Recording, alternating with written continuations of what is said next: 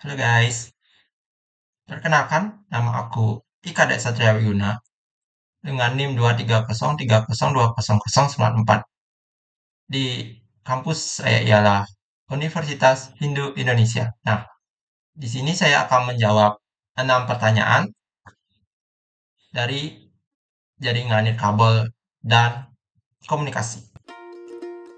Nah, pertanyaan yang pertama, menurut Anda, apakah teknologi wireless itu dan pentingkah untuk perkembangan teknologi saat ini? Mengapa? Nah, teknologi wireless adalah teknologi komunikasi tanpa kabel yang memungkinkan transfer data melalui gelombang radio, inframerah, dan gelombang mikro.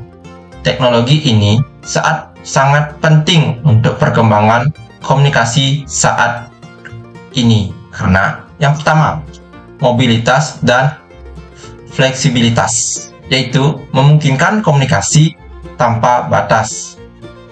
Kabel mendukung perangkat seluler dan LOT. Yang kedua, efisiensi dan kecepatan, yaitu mempercepat akses internet dan transfer data tanpa infrastruktur kabel yang kompleks. Yang ketiga, aksesibilitas global, yaitu memudahkan komunikasi di daerah terpencil atau sulit dijangkau kabel. Yang keempat, mendukung untuk inovasi, merupakan menjadi dasar bagi teknologi modern seperti 5G, smart filters, dan cloud computing. Next, teknologi yang berperan penting terhadap wireless apa saja? Nah, beberapa teknologi yang berperan penting dalam wireless adalah yang pertama, Wi-Fi, yaitu koneksi internet tanpa kabel untuk perangkat seperti laptop dan smartphone.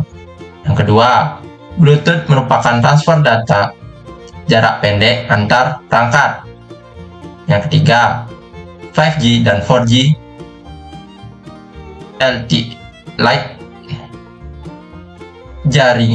LTE jaringan seluler untuk komunikasi cepat dan internet mobile. Yang keempat, NFC, yaitu singkatan dari Near Field Communications, adalah teknologi untuk pembayaran digital dan akses cepat. Yang kelima, Satellite Communication, yaitu komunikasi global melalui satelit, termasuk GPS dan internet satelit. Yang keenam, RFID, atau Radio Frequency Identification, merupakan identifikasi dan pelacakan objek tanpa kotak fisik. Perangkat mendukung wireless 2.4 atau 5 GHz dan mengapa? Oke. Perangkat yang mendukung wireless 2.4 GHz dan 5 GHz biasanya termasuk pertama, Routed Wi-Fi dual sampai band, yaitu menyediakan jaringan stabil dengan jangkauan luas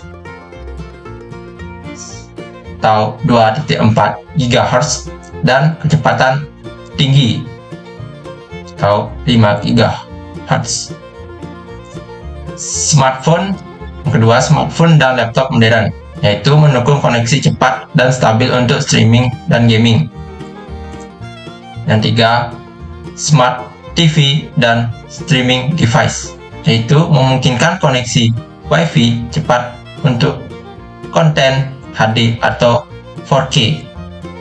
Yang keempat, LOT device, yaitu smart home, CCTV, dan lain-lain. Merupakan banyak perangkat pintar menggunakan 2.4 GHz karena jangkauan luas.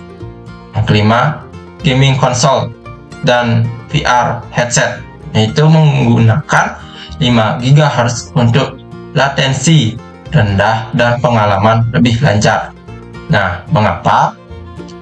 2 GHz jangkauannya lebih luas, lebih baik untuk tembok dan hambatan, tapi lebih padat dengan interferensi. Yang kelima,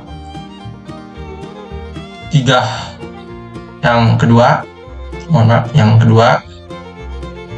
5 GHz kecepatan lebih tinggi, lebih sedikit gangguan, tapi jangkauannya lebih pendek.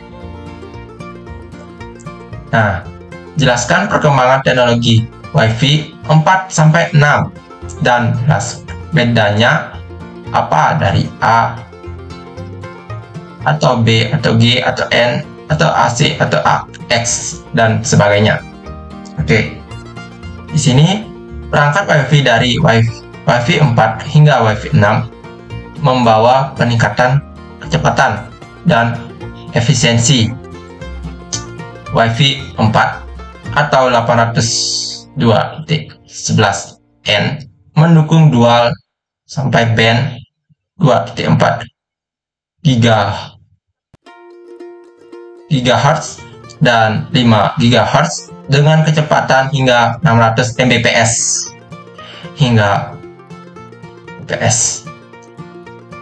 Wi-Fi 802.11 AC fokus pada 5 GHz dengan kecepatan hingga 5 Gbps. Lebih stabil untuk streaming dan gaming.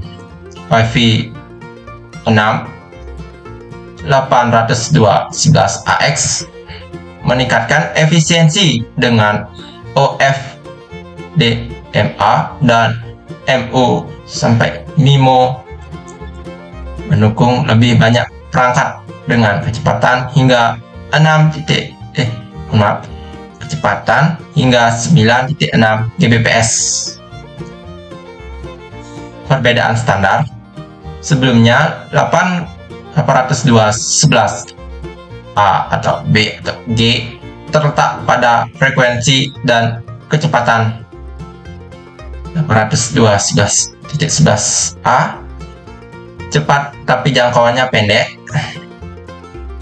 atau 5 GHz 802.11b lebih lambat tapi jangkauannya luas, atau 2.4 GHz dan 802.11g merupakan peningkatan dari B, Wi-Fi 4, 6 dan Wi-Fi 4, 5 dan 6 membawa perbaikan dalam kecepatan, stabilitas, dan efisiensi, membuat koneksi lebih cepat dan mendukung lebih banyak perangkat.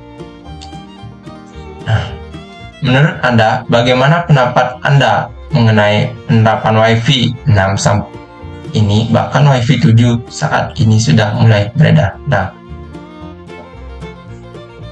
pendapat saya, penerapan Wi-Fi 6 saat ini sudah cukup luas, terutama di perangkat modern seperti smartphone, laptop, dan router terbaru.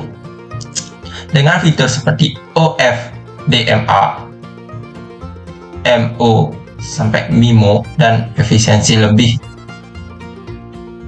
energi yang lebih baik, Wi-Fi 6 mampu memberikan koneksi lebih cepat, stabil, dan mendukung lebih banyak perangkat dalam satu jaringan. Hal ini sangat berguna di lingkungan dengan banyak perangkat terhubung seperti kantor, rumah pintar, dan area publik. Sementara itu, Wi-Fi 7 mungkin diperkenalkan dengan meningkatkan lebih lanjut, termasuk kecepatan hingga 46 Gbps, latensi lebih rendah, dan mendukung multi-link operation atau MLO untuk koneksi lebih stabil. Namun, adopsinya lebih terbatas karena perangkat yang mendukungnya belum banyak. Seiring perkembangan teknologi, Wi-Fi 7 kan semakin relevan untuk aplikasi seperti VR, gaming, gaming cloud, dan AI driver networks. Nah, yang terakhir ada jika perangkat kalian memiliki spesifikasi Wi-Fi 4 atau 5. Jika terkoneksi dengan Wi-Fi 6, apakah bisa ataupun sebaliknya? Jika bisa, kecepatan koneksi bagaimana? Nah, itu iya. Jika perangkat Wi-Fi 4 atau 5 jika terhubung di Wi-Fi 6, maka bersifat backwards compatible. Begitu juga sebaliknya. Namun, kecepatan dan fitur akan penyesuaian dengan standar perangkat yang lebih lama. Misalnya, perangkat Wi-Fi 4 atau 5 di jaringan Wi-Fi 6 hanya bisa mencapai kecepatan maksimal sesuai spesifikasinya. Begitu juga Wi-Fi 6 yang terhubung ke Wi-Fi 4 atau 5 hanya bisa berjalan sesuai standar jaringan lama. Terima kasih yang sudah menonton. Jika saya ada keliru dalam menjawab pertanyaan tersebut, saya mohon maaf sebesar-besarnya. Saya ucapkan terima kasih bagi yang sudah menonton. Sampai jumpa di lain waktu.